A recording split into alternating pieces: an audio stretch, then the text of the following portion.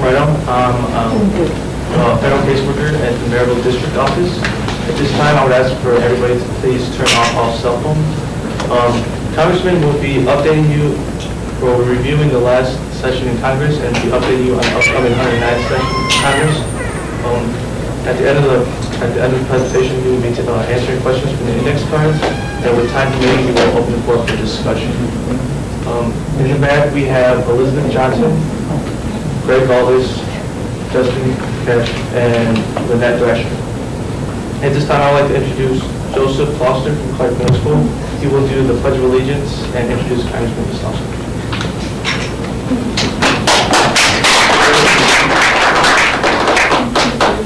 I would like to welcome you to a town forum meeting of Congressman Peter Visclosky. My name is Joseph Foster, and I'm in the 8th grade, and I go to Clark Middle School. And I would like everybody to please stand during the Pledge of Allegiance.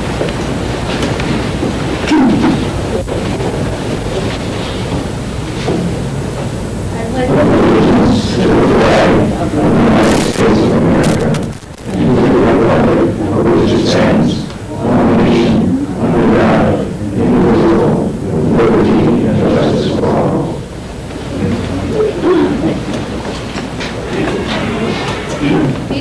Visclosky represents 675,000 people in Indiana's 1st Congressional District. Our district includes Lake, Porter, Newton, Jasper, and Benton counties. The leading industries are steel and manufacturing in the northern areas, and agriculture throughout the southern parts.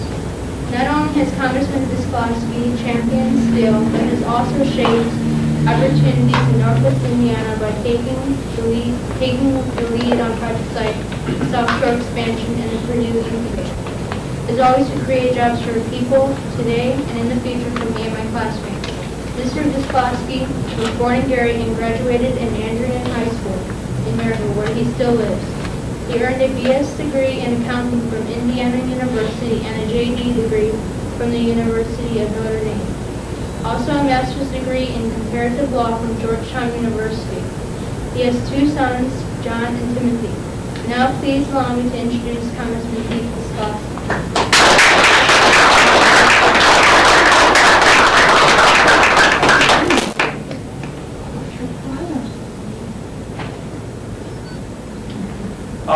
I appreciate the fact that Joseph is here to help us. Jump down here. And my only regret, knowing that he is a very good student who's also engaged on the yearbook committee as far as putting that together for his school and classmates, is the fact that we also, as you know, on your card have an afternoon form. And so the student who does the introduction in the afternoon potentially misses at least a little bit of class for a very good reason. Joseph was not able to miss any class because of his responsibilities, so particularly want to make sure that he gets a certificate of congressional appreciation for your great job. And good luck.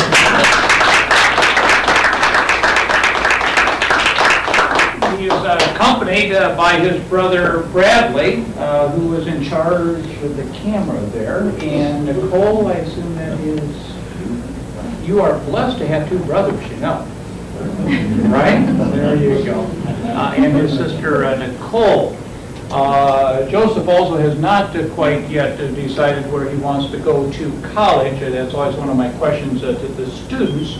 Of course, I'm a Notre Dame grad, and I'm proselytizing for the university.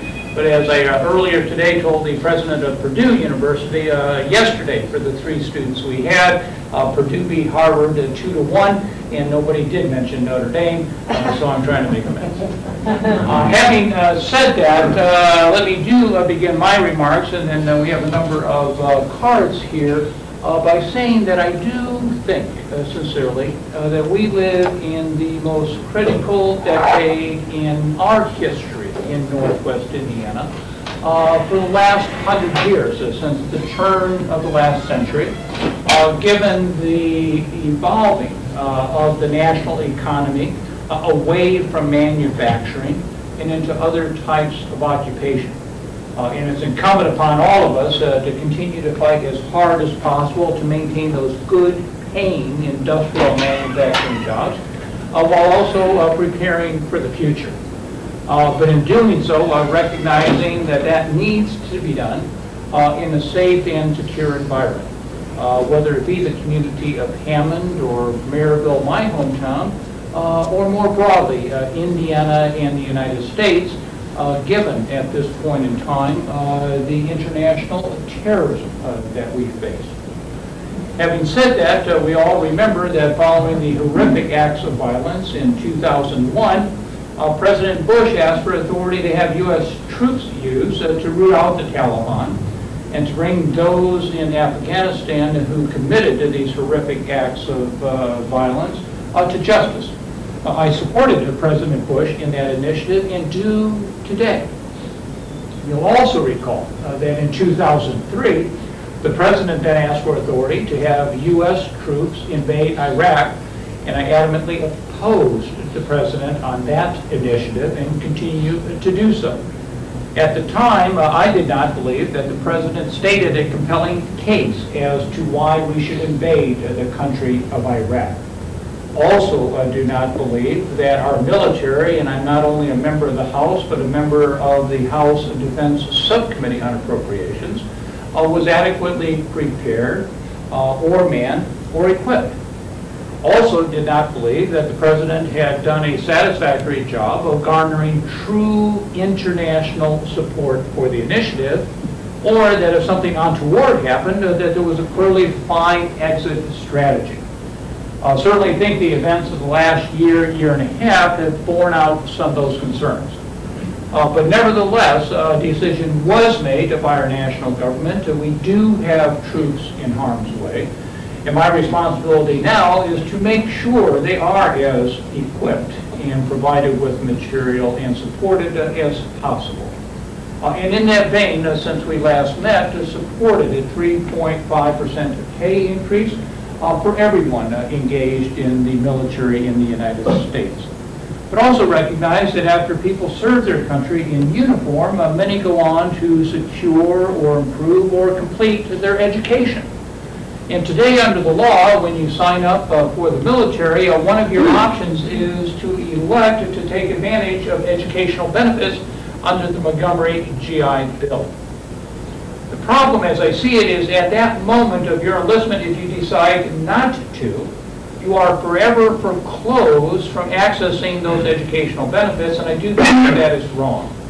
And that is also why during the past year I've introduced the Montgomery GI Bill Second Chance Act, so that those who, if you would, mature or make a different decision in life and want to pursue an education have a second chance to change their mind.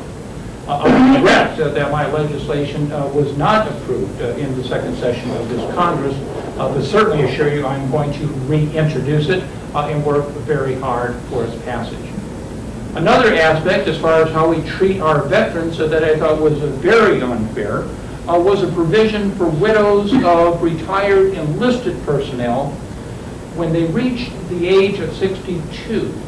The widows' pensions were reduced from 55% to 35% because they became 62. From my perspective, they probably needed the money more than ever before.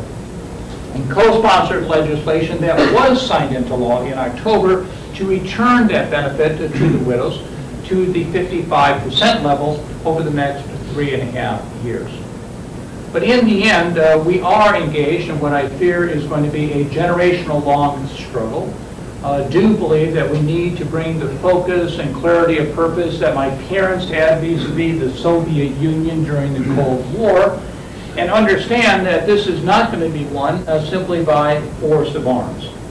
And do believe that the administration must do a much better job as far as coordination and cooperation with other international law enforcement agencies and intelligence agencies, so we can continue to improve our ability to interdict and apprehend terrorists before they can do harm.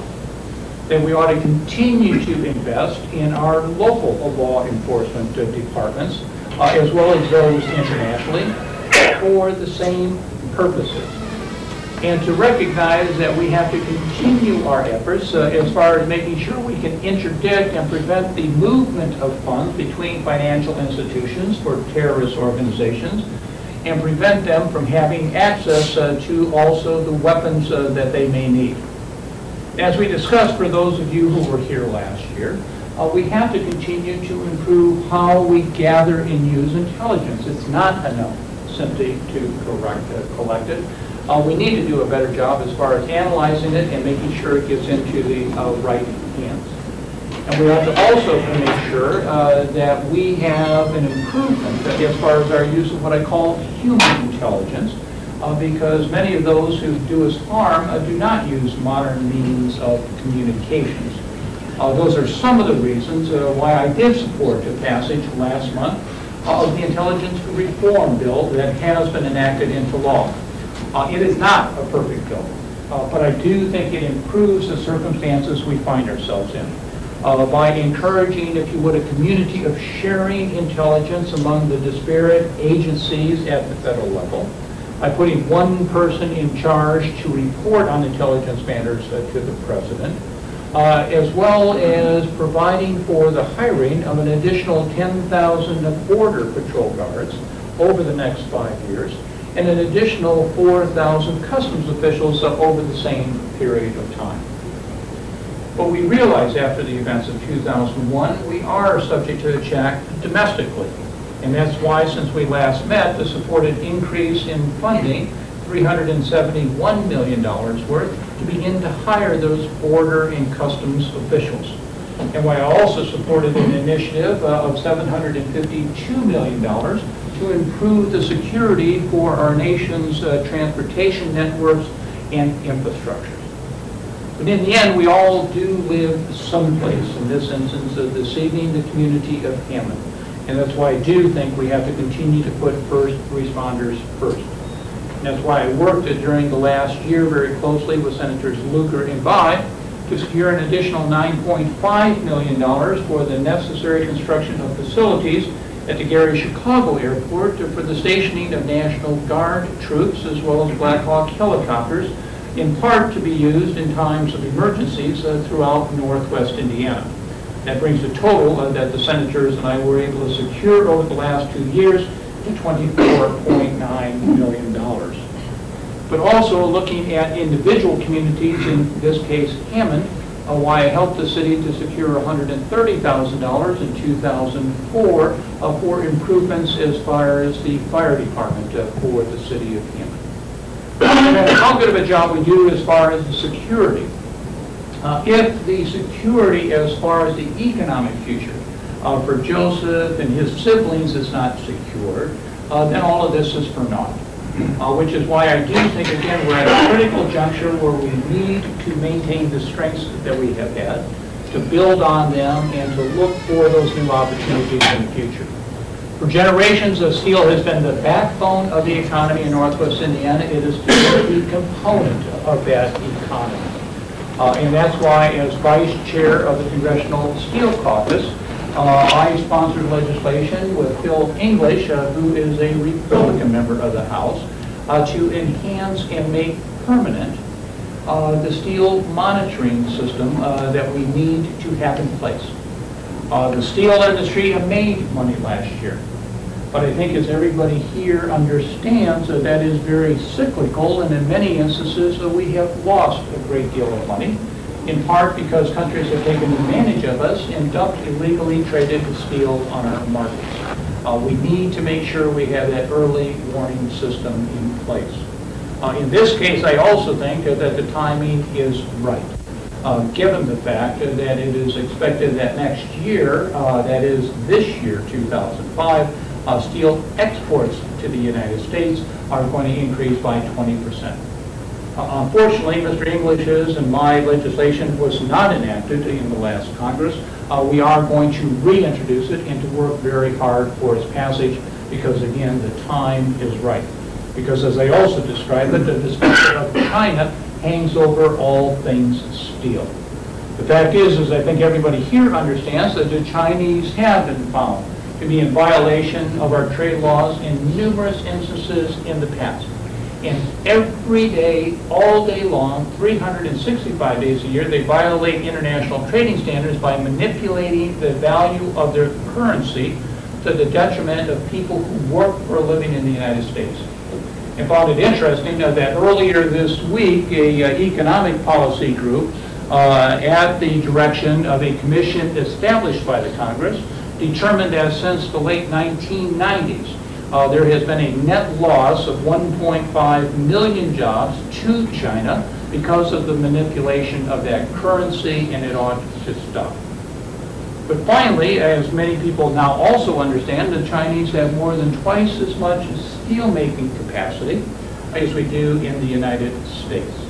And it is also anticipated that within the next 12 to 18 months, the Chinese, now having met their own domestic needs, are going to start to export that steel. I ask you, where do you think they're going to send it? All the more reason to make sure that our monitoring legislation is enacted. But the face of steel here in Northwest Indiana has also changed. We have ITSBAT Inland headquartered in East Chicago. We have ISG that's located in Lake County and ISG that's located in Porter County. The proposal is that they become one company, Battelle Steel. It's my anticipation as we meet tonight that merger will be consummated. And acting on that assumption this past fall is why I led an initiative with Governor Daniels, former Governor Kernan, as well as our senators, to petition the new company to headquarter their business here. The fact is they'll pour about 27 million tons of steel. About 16 million tons are going to be poured in Northwest Indiana. By my way of thinking, they ought to have a commitment to our community. They ought to be headquartered here. And the other comment I would make parenthetically, talking about steel and talking about the armor that it produces, is the fact that over the last 2 years, I have diligently pursued additional funds to buy armor for the vehicles our troops use in Iraq and Afghanistan. I've done that in conjunction with Dave Hobson, a Republican member of the House from Ohio. And I would emphasize that over the last 2 years, Mr. Hobson and I have secured an additional $699 million for that armor. Those are monies that George Bush and Secretary Rumsfeld never asked for. My regret as we meet here tonight is that it was 2 months ago that the light finally went off in Rumsfeld's head that we need additional protection for our troops. So in terms of that initiative, we'll continue to look for those opportunities as well. But getting back to steel and recognizing it has been cyclical and we have had problems, again, I think it is time that while we work to fix those problems, we also look past, as I call it, the valley, and recognize that we have some unique resources and strengths that we ought to now take advantage of. One is our location in the Chicago metropolitan area. I describe Chicago as one of the great cities of the world. It's possessed of an economy that is larger than Switzerland's. We ought to make sure that everyone in Northwest Indiana has access to the jobs in that economy. Given the fact that within 1 mile of the South Shore Station in downtown Chicago, there exist 170,000 more jobs than exist in total in all of Lake and Porter County combined. Which is why, over the last several years, have again worked very closely with Senators Bai and Lugar to secure about $25 million for the improvement of the existing South Shoreline that goes through the city of Hammond, in terms of buying additional cars for capacity and improving its physical infrastructure, because I think, again, as everybody understands in the room, particularly in January and February, given the cold weather, you often have breakage because some of the equipment is so old. It's also anticipated, looking ahead, that the shortfall to complete that recapitalization project is about $22.9 million. And again, we'll want to work very closely with the senators to recoup that shortfall. But we are at a point in Northwest Indiana where it is no longer enough to simply keep what we have. We ought to expand that service to Lowell. We ought to expand that service to Valparaiso.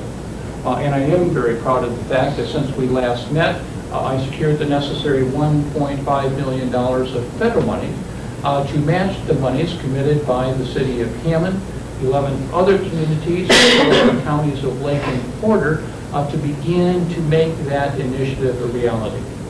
And it isn't just an initiative to access jobs in Chicago. In the end, it is to create new job opportunities and new economic growth in Northwest Indiana. I am struck that a company like British Petroleum indicates that when they look for a community to locate a new facility for production or management purposes, they look for a community that has good mass transportation. I'm struck by the fact that Harris Bank bought Mercantile Bank recently, and as one of their justifications indicated, it was because of the economic growth and potential they foresaw in our area of the state of Indiana that was going to be prompted because of the expansion of the rail service. So we'll continue to work in that regard, and also continue to work to fully develop another transportation resource we have, and that's the Gary Chicago Airport. Clearly, we have gridlock, if you would, and congestion as far as airspace in Chicago. We have a capacity problem, and I'm convinced that the airport can solve that. It's why I intervened with Secretary of Transportation to make sure that the master plan for the airport was approved. Why I'm now working closely with the city and federal officials to make sure the second step is taken, and that's the approval of the environmental impact statement. It's also why, again, in conjunction with the senators over the last 4 years, we've secured about $6.6 million for specific investments and improvements at the airport itself.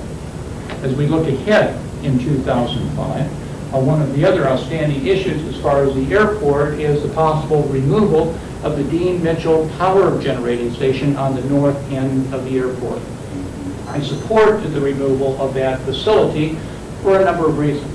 One, it would allow for the extension of a runway at the airport and the full development of the airport. Secondly, it would give us greater public open access to our lakeshore. And it would permanently improve the quality of our air in Northwest Indiana. And we'll certainly continue to work closely with the city and state to accomplish that goal. But in talking about access to the lake, I would also mention the Marquette project, a strategy I put forth to revitalize our lakeshore. Try to recapture up to 75% of it for open public use with a minimum setback of 200 feet.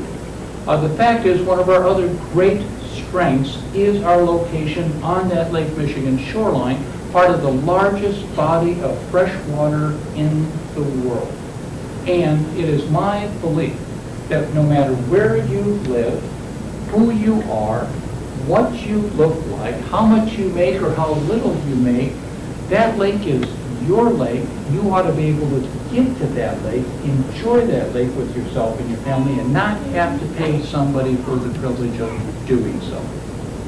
Having said that, I also do think there is a strong economic component. One, to maintain the industrial base that we do have, but also look for opportunities to nurture new types of business investment, and to recognize that we also have some very significant cleanup costs given 100 years of industrial utilization of the lakeshore. On the 27th of this month, the consultants that are preparing the first phase of the study will have the report. And one of the things I'm very happy about is that they have done their work in a very open fashion, and have had 9 public open meetings throughout the course of this year. As we proceed with the project, we'll want to ensure that it remains a very open process. But the future for Joseph and his siblings is coming up pretty soon. And for those who need employment opportunities in Northwest Indiana right now, this is the future. Which is why, over the last several years, has secured the necessary $6.9 million for the construction of the Purdue Technology Center in Northwest Indiana. The fact is that I think most people understand the failure rate for most businesses that start up after 5 years is about 90%. But that the success rate for businesses that are nurtured in places like the Purdue Technology Incubator are in excess of 80%. And most importantly for us, over 80% of those businesses stay in the communities in which they were grown. And I'm struck when Fortune magazine has an article talking about communities that possess some of the fastest growing technology sectors or companies in the country. They enumerate places like King of Prussia, Pennsylvania, or Laredo, Texas, or Linden, Utah. And I do ask myself in all seriousness, why not Hammond? Why not? And the presence of the incubator also works a benefit in that it is available to make sure that all of the businesses in our community have the ability to stay on the cutting edge of new technological developments. But this is now not simply a dream or a plan or a project for the future. When we met last year, it was under construction. Today, it is completed, it is open for business, and in fact, earlier this afternoon, we had the grand opening. We now have 7 firms that have indicated they are going to move in and start doing high technology business at the incubator.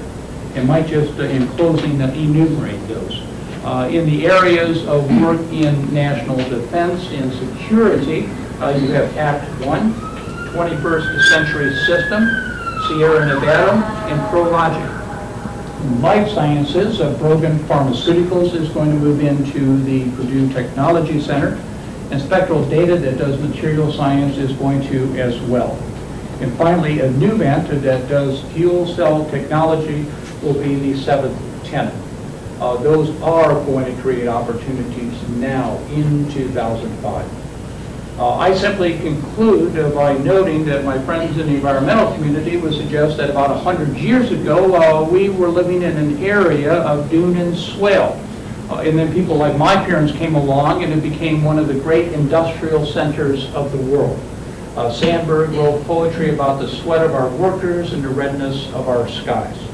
I have no idea 100 years ago, or 100 years from now, I should say, how people will characterize Northwest Indiana. I don't think I'm going to make it.